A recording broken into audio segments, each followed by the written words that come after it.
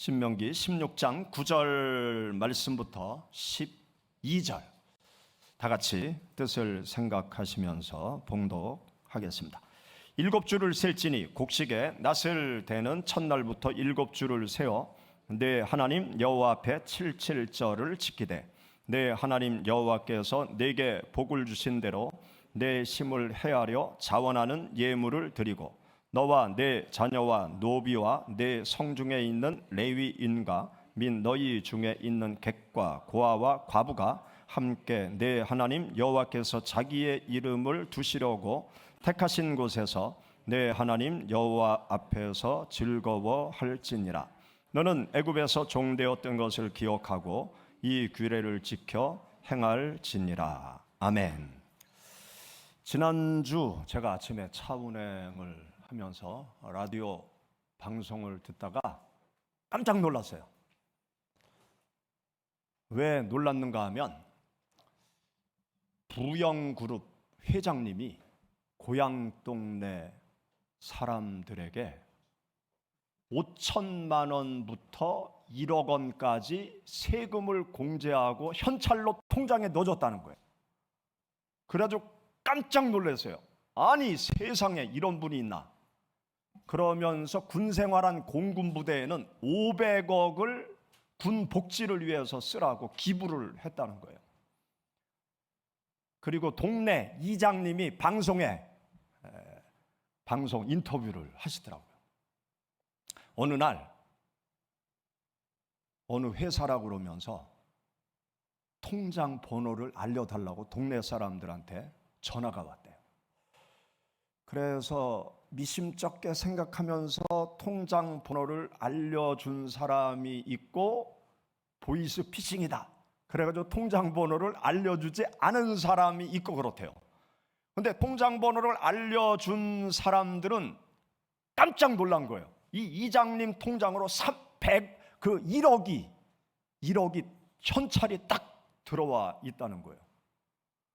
그래서 이게 꿈인가 생신가 놀랐다고 그러면서 그 방송에 이야기를 하더라고요. 그런데 그 이야기를 듣고 이제 목양실에 와서 인터넷 검색을 해봤죠. 도대체 누가 이런 일을 하셨나 하고 찾아보니까 부영그룹 이중근 회장님이 그렇게 선한 일을 했더라고요. 이 부영그룹은 전라남도에 근거를 둔 건설사예요. 김대중 대통령 때 임대주택을 전국에 많이 지으면서 그때 아주 그룹이 아주 큰 회사로 성장을 했더라고요. 그러면서 이 이중근 회장이 올해 82세신데 고향이 어딘가 하면 전남 순천시 서면 운평리, 거기가 고향인 거예요. 그래서 고향 사람들에게 고향을 지켜줘서 너무나 고맙다고, 그래서 고향에서 태어나서 지금까지 살고 있는 분들한테는 1억씩 통장에 현찰을 넣어준 거예요. 그리고 그 고향에서 지금 생활하고 있는 연도차로 5천만 원까지 통장에 다 넣어준 거예요. 그리고 초등학교 동창들이 있는데 초등학교 동창들한테는 남자 동창들한테 1억 원씩 현찰로 줬대요. 그리고 고등학교 동창들이 있을 거 아니에요. 순천고를 졸업한 8회 졸업생들 5천만 원씩 현찰로 줬다는 거예요. 그리고 이 부영그룹 회장 자기 친인척들한테는 최저 1억부터 10억까지 아주 골고루 친인척들한테는 벌써 전년도에 다 나눠 줬다는 것입니다. 이 기사를 보면서 아이고 순천 그 동네에서 태어났으면 완전히 이 무더운 여름철에 로또 맞은 행운아가 됐을 텐데 그런 생각을 하면서 참 부끄럽기까지 하더라고요. 교회는 어떤 일을 하고 있나? 예수 그리스도를 믿는 부자가 된 성도들은 무슨 일을 하고 있나? 이분의 신앙을 막 검색을 해봤더니 기독교인이 아닌 거예요.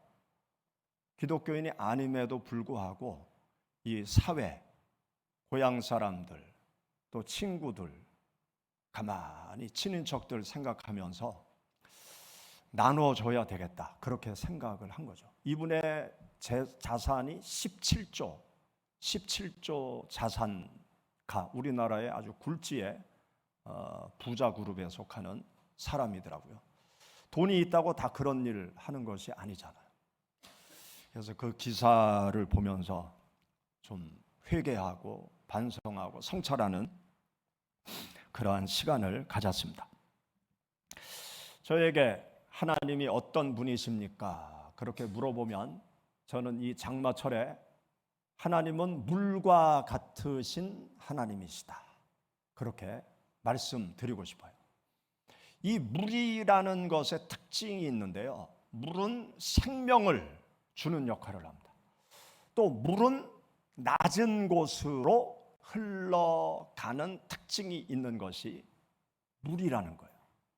하나님은 물과 같으신 분이시기 때문에 하나님은 생명을 주시는 하나님이세요. 세상 모든 만물에게 하나님은 생명을 주듯이 세상 만민에게 생명을 주시는 하나님이 우리가 믿는 하나님이 되십니다. 이스라엘 백성들이 애굽에서 노예 생활을 하면서 고통의 세월을 보낼 때 하나님께서 이스라엘 백성들을 애굽 땅에서 구원해 주셨어요. 애굽에서 평생 죽을 때까지, 태어나서 죽을 때까지 노예 생활하면서 죽지 못해 사는 그 삶으로부터 구원해 주신 분이 하나님이십니다. 그리고 이스라엘 백성들이 광야 사막을 지날 때 필요한 물을 때를 따라 공급해 주셔서 반석을 쳐서 생수가 터져 나오게 하셔서 죽지 않고 살게 해 주신 하나님이 이스라엘이 섬기는 하나님이셨어요. 또 그들이 가나안 땅에 정착해서 농사를 지을 때 이른 비와 늦은 비를 주시고 때를 따라 물을 공급해 주셔서 들판에 싹이 나고 꽃이 피고 열매가 맺게 하셔서 풍성한 수확을 거두어서 생명의 삶을 살아가도록 하신 분이 이스라엘 사람들이 섬기는 하나님이셨습니다. 맥주 감사절은 바로 이와 같이 생명을 주셔서 열매를 거두게 하시는 하나님, 그 하나님의 은혜에 감사드리는 축제의 절기가 맥주 감사절입니다. 현대 사회를 사는 우리들에게도 하나님은 물과 같은 생명의 은혜를 우리 모두에게 계속 베풀어 주시는 하나님이 우리가 믿는 하나님이세요. 농사를 짓는 농부들에게 농사를 짓기 위해서 그들이 땀 흘려 노력해야 될 것들이 많이 있습니다. 땅을 갈아엎는 수고를 해야 되고, 씨를 뿌리는 수고를 해야 되고, 거름을 주는 수고를 해야 되고, 잡초를 뽑아주는 수고를 해야 되고, 벌레를 잡아주는 수고를 해야 되죠. 그러한 노력 없이는 농사를 지을 수가 없습니다. 그런데 농부가 농사를 지을 때 노력만으로 되는 것이 아니잖아요. 아무리 노력을 해도 하늘에서 때를 따라 비가 내리지 아니하면, 하나님의 은혜가 임하지 아니하면 절대로 그 수고의 열매를 거둘 수가 없는 것입니다. 우리들의 인생 농사를 생각해 봐도 다르지 않습니다. 우리가 인생 농사를 지을 때 내가 땀 흘려 수고하고 애쓰고 노력해야 될 영역이 참으로 많이 있잖아요. 학생들은 열심히 공부를 해야 되고, 직장인들은 열심히 성실하게 충성스럽게 직장 생활을 해야 되고, 사업하는 사람들은 아침부터 저녁까지 온몸이 부서지도록 자존심을 다 내려놓고 구겨가면서 손님들을 맞이하면서 장사를 해야 먹고 살 수 있는 것이 우리네 세상 아닙니까? 그런데요, 우리가 인생 농사를 지을 때 수고하고 애쓰고 노력하지만 그것으로만 되는 것이 아닙니다. 하나님의 도우심, 하나님의 은혜가 있어야 인생 농사를 우리가 잘 지을 수 있는 것입니다. 우리가 가만히 생각하면요, 지금 내가 누리는 모든 복은 하나님의 은혜, 하나님의 축복이 있기 때문에 가능한 것입니다. 여러분, 그렇게 인정하고 고백할 수 있으십니까? 아멘. 하나님께서 나에게 복을 주셔서 지금 내가 누리는 모든 삶이 가능하게 된 것을 우리는 인정하고 믿고 감사로 하나님 앞에 영광 돌리는 그 절기가 맥주감사절. 맥주감사절뿐만이 아니라 우리들의 일상생활 모든 영역 언제든지 늘 항상 우리는 이러한 믿음의 고백을 가지고 감사로 영광 돌리면서 인생의 삶을 살아가야 되는 것입니다. 맥주감사절기는 지금의 축복이 하나님의 은혜라는 것을 인정하고 고백하면서 하나님과 함께 하나님의 축복을 나누면서 귀한 시간을 갖는 것이 바로 맥주감사절인 것입니다. 여러분, 우리가 함께 읽은 본문 말씀 16절 17절의 말씀 우리 읽어보시죠.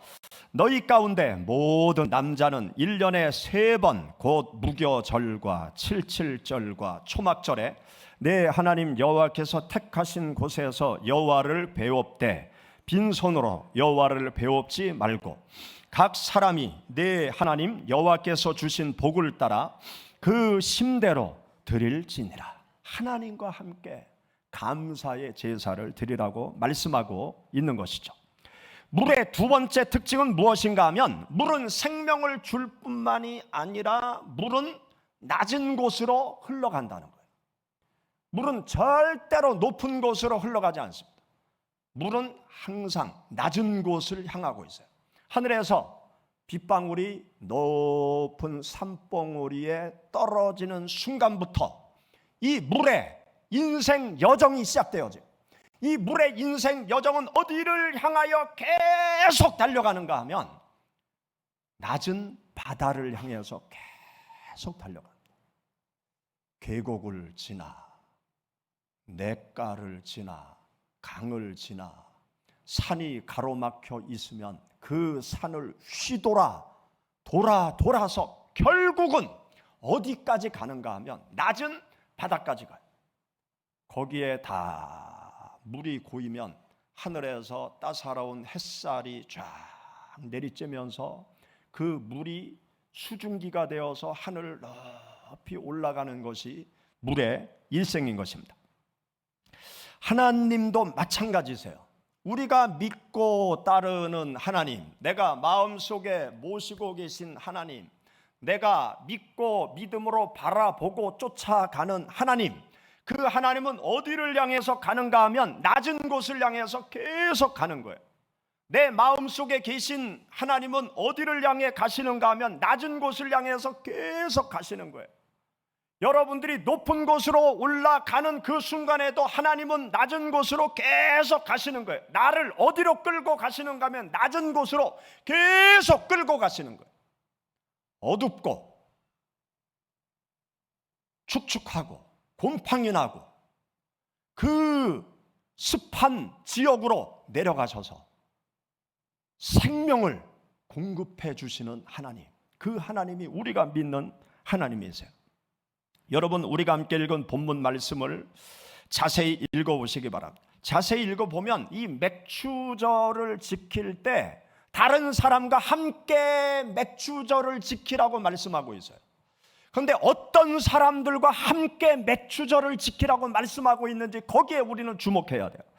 여러분, 11절 말씀, 12절 말씀 우리 뜻을 생각하시면서 같이 읽어보시죠. 너와 내 자녀와 노비와 내 성중에 있는 레위인과 및 너희 중에 있는 객과 고아와 과부가 함께 내 하나님 여호와께서 자기의 이름을 두시려고 택하신 곳에서 내 하나님 여호와 앞에서 즐거워할지니라. 너는 애굽에서 종되었던 것을 기억하고 이 규례를 지켜 행할지니라. 아멘. 여기 말씀에 보면 하나님께서 누구와 함께 맥추절을 지키라고 말씀하고 있는가 하면 나 자신이 하나님이 정하신 곳 성전에 가서 감사의 제사를 드리라는 것. 그런데 그것으로 끝나는 것이 아니고 가족, 자녀들을 데리고 하나님께 나가서 맥주 감사절을 지키라는 거예요.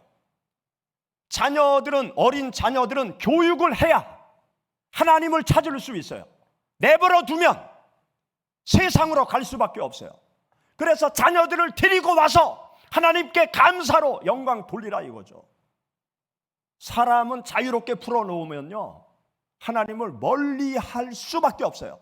그래서 우리는 채찍질해서 교육해서 하나님께 데리고 나와야 됩니다. 그리고 그뿐만이 아니에요. 여기 보면 노비, 내 집에 있는 노비. 이 노비가 누굽니까? 내가 사업을 한다고 하면 같이 일하는 종사원들, 사원들 아닙니까? 그 사람들을 하나님께 데리고 나와서 함께 감사의 축제를 지내라. 그리고 레위인, 지금의 목회자들과 함께 나누면서 또 감사의 제사를 드려라. 그 다음 또 말씀 보세요. 객, 나그네들과 고아와 과부, 이 사람들은 약자죠. 보호망이 없는 약자들이에요. 어렵고 힘들고 고통받고 힘이 없는 사람들, 그 사람들을 데리고 와서 하나님 앞에 함께 나가서 하나님 앞에 축제를 열면서 기뻐하면서 감사의 시간을 가져라. 그렇게 하나님께서 말씀하고 계십니다. 하나님은 물과 같으신 분이라고 말씀드렸어요. 물과 같으신 분이시기 때문에 하나님은 항상 낮은 곳을 향하세요.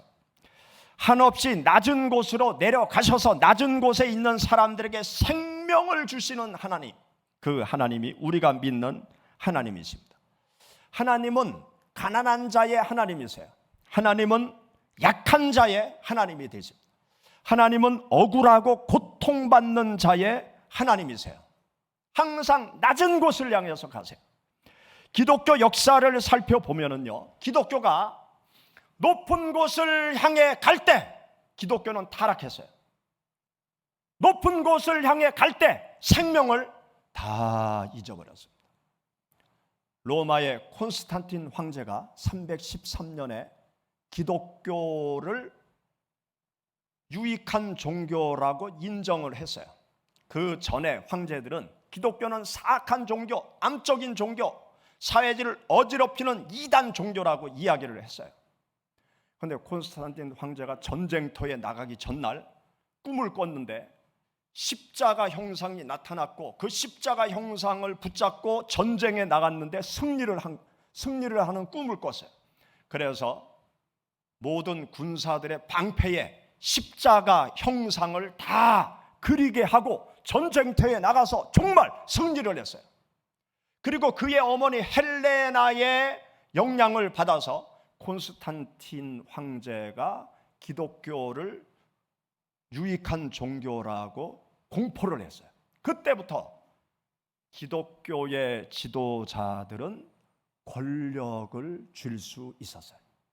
그때부터 기독교의 지도자들은 많은 부를 축적할 수가 있게 되었습니다. 그래서 많은 기독교 지도자들이 권력을 쥐고 부를 가지고 세상을 호령하기 시작했어요. 왕들까지 안수기도 하고 왕으로 임명하는 막강한 권력을 기독교의 지도자들이 쥐게 되었습니다. 그래서 기독교는 한없는 타락의 길을 가게 됐어요. 그게 중세 암흑 시대 아닙니까? 기독교의 진리는 다 사라져 버렸어요.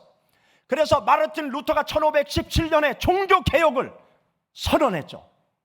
그 앞서서 체코의 또 종교개혁의 깃발을 든 잔 후스라는 사람도 있었습니다. 기독교가 돈을 쥐고 기독교가 권력을 주면서 높은 곳을 향해 가니까 생명력을 잊어버린 거예요. 하나님도 높은 곳에서 떠나버리고 말았어요. 하나님이 없는 기독교가 되어져 버리고 만 것이죠. 기독교는 높은 곳이 아닌 낮은 곳으로 내려가서 생명을 주는 종교가 우리 기독교입니다. 물처럼 낮은 곳으로 흘러 들어가서 풀뿌리 백성들에게 생명과 소망을 주는 것이 하나님의 마음이에요. 구약 성경 말씀을 보면은 아주 구체적으로 가난한 자들과 함께 하시고 억울한 자들과 함께 하시고 고통받는 자들의 편에 서 계신 하나님을 우리들에게 말씀해 주고 있어요. 여러분, 출애굽기 22장 말씀 한번 찾아보시죠.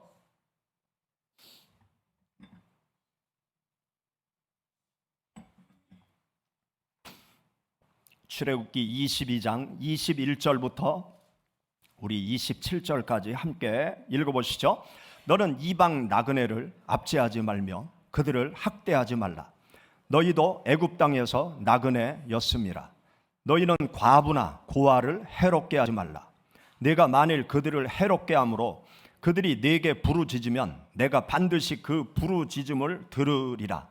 나의 노가 맹렬함으로 내가 칼로 너희를 죽이리니 너희의 아내는 과부가 되고 너희 자녀는 고아가 되리라. 내가 만일 너와 함께한 내 백성 중에서 가난한 자에게 돈을 꾸어주면 너는 그에게 채권자같이 하지 말며 이자를 받지 말 것이요. 내가 만일 이웃의 옷을 전당 잡거든 해가 지기 전에 그에게 돌려보내라. 그것이 유일한 옷이라. 그것이 그의 알몸을 가릴 옷인즉 그가 무엇을 입고 자겠느냐. 그가 내게 부르짖으면 내가 들으리니 나는 자비로운 자임이니라. 아멘. 이스라엘 사람들은요 유목민이었어요. 그래서 광야 사막을 다니면서 목초지를 찾아다니면서 양떼를 키우고 돌봤습니다. 그런데 이 목동들이 천막을 가지고 다니면서 천막을 치고 양을 돌보지만 때로는 천막이 없는 상태로 양떼를 이끌고 목초지로 가는 거예요. 그리고 저녁 때가 되죠. 그러면 나무 밑에서 잠을 잡니다. 또 동굴 같은 데서 잠을 자요. 그러면 그때 이불, 담요로 무엇을 쓰느냐?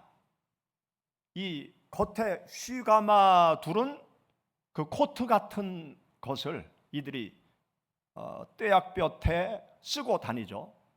이 사막 지역은 두꺼운 옷을 입고 다녀도 덥지가 않아요. 땀이 안 나요. 건조하기 때문에 그늘에만 들어가면 서늘하고 밤만 되면 아주 추워요. 그래서 이 겉에 두르는 코트 같은 것을 잠잘 때 그것을 덮고 이슬을 피하고 밤의 추위를 피합니다. 그런데 이 사람들이 돈이 없어요. 그래서 돈 있는 사람한테 저당을 잡히는 거죠. 그러면 그 외투를 목동들의 외투를 해가 지기 전에 돌려줘라. 왜냐? 그 옷을 덮고 이불 삼아 밤이슬을 피하고 자는데 그것을 저당 잡고 돈 안 가져온다고 가지고 있으면 하나님께서 원치 않는다는 거죠. 그리고 나그네를 압제하지 말라는, 그들을 학대하지 말아라.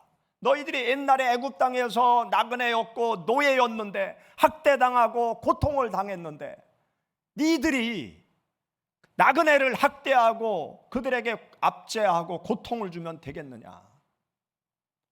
여러분, 우리나라에 나그네들이 많습니다. 산업 현장에 나그네들이 많아요. 동남아시아 노동자들이 많이 와 있어요. 예수 믿는 성도들은 그들을 절대로 압제하면 안 돼요. 봉급을 착취해서도 안 돼요. 질병에 걸리면 반드시 내 자식처럼 치료를 해줘야 돼요. 우리나라가 살려면요, 앞으로는 제3세계 이민을 받아들여야 돼요. 그들을 우리 백성으로 삼는 이민 정책을 활짝 열어야 돼요. 그렇지 않으면 소망이 없어요. 자식을 낳지 않는데 어디에서 산업 현장의 일꾼들을 충당할 수 있겠어요? 앞으로 이민을 적극적으로 받아들여야 돼. 우리 기독교인들이 앞장서서 나그네들을 잘 대접해줘야 돼. 그들을 존중하는 사회를 기독교인들이 앞장서서 지금부터 만들어가야 돼.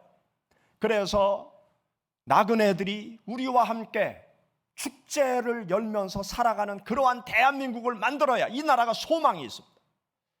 그들을 압제하면 하나님께서 분노하신다는 거예요. 그리고 하나님께서 여기 말씀에 보면 무서운 말씀을 하세요. 여러분 24절 보세요. 나의 노가 맹렬함으로 내가 칼로 너희를 죽이리라. 너희의 아내가 과부가 되게 만들고 너희 자녀들이 고아가 되게 만들리라. 나그네를 압제하고 고통을 주면 하나님께서 나를 죽인다는 거예요. 기독교인들을 죽인다는 거예요. 니들이 과부가 되게 하고 네 아들이 고아가 되게, 나그네가 되게 만든다. 무섭지 않습니까? 하나님이 왜 이토록 그들을 귀하게 여깁니까? 하나님은 낮은 곳으로 가시는 하나님이세요. 우리 한국의 기독교, 전 세계 기독교는 지금 어떤 사회 위치에 있을까요? 사회를 경제적으로 상중하, 지식으로 상중하 따진다고 그러면 기독교인들 상중하 어디에 위치해 있을까요? 하? 아니에요. 중? 그 이상이에요. 이명박 대통령 때 유행하는 용어, 고소영, 고려대, 죄송합니다, 학교를 언급해서 소망교회, 영남, 거기 아니면 정치권에서 자리를 잡을 수 없다, 그런 말들이 막 돌았잖아요. 기독교가 한국 사회에 상당한 위치에 올라가 있어요. 그 올라가 있는 위치에서 기독교인들이 어떻게 살아가야 되느냐? 낮은 곳으로 가서 섬겨야 돼요. 그게 하나님의 뜻이에요. 그 높은 곳에서 군림하고 부리고 무시하고 내 마음대로 사람들을 휘젓는 그러한 길을 가면 하나님이 떠나십니다. 한국의 교회에서 떠나세요. 기독교인들에게서 떠나요. 그러면 멸망의 길로 갈 수밖에 없어요. 우리가 하나님의 말씀을 심각하게 받아들여야 돼요. 하나님의 말씀은 단 한 구절이지만 이 말씀이 역사 속에서 이루어져 왔다는 사실을 우리는 간과하지 말아야 되는 것입니다. 하나님은 헐벗고 굶주리고 약한 자들 편에 서서 그들에게 생명을 주시는 분이세요. 이들을 잘 돌보는 것이 하나님을 섬기는 것입니다. 이들을 사랑하는 것이 하나님을 사랑하는 길이라는 사실을 우리가 잊지 말아야 돼요. 하나님께서 맥주 감사 절기를 지켜라 그렇게 말씀하실 때 고통받는 어려운 사람들과 함께 지키라고 말씀하고 있습니다. 얼마 전에 제가 주일날 북한 선교에 대해서 말씀을 드렸어요. 그래서 여러분들이 기쁘게 아주 귀한 헌금을 해주셨습니다. 그런데 필요한 금액에 도달하지 못했어요. 그래서 이번 맥주 감사절 헌금은 북한 선교, 북한의 인민들, 고통받는 인민들을 위해서, 북한 선교를 위해서 드리려고 합니다. 하나님의 축복, 그 하나님의 축복을 우리는 하나님과 함께 나눠야 돼요. 그리고 고통받는 자들과 함께 나누는 것이 진정한 감사의 축제임을 아시고 여러분들이 삶을 살아가실 때 감사의 순간이 되어지면 하나님을 기억하시고 또 고통받는 사람들을 기억하시면서 함께 축복을 나누시기를 주의 이름으로 축원합니다. 같이 기도하시겠습니다.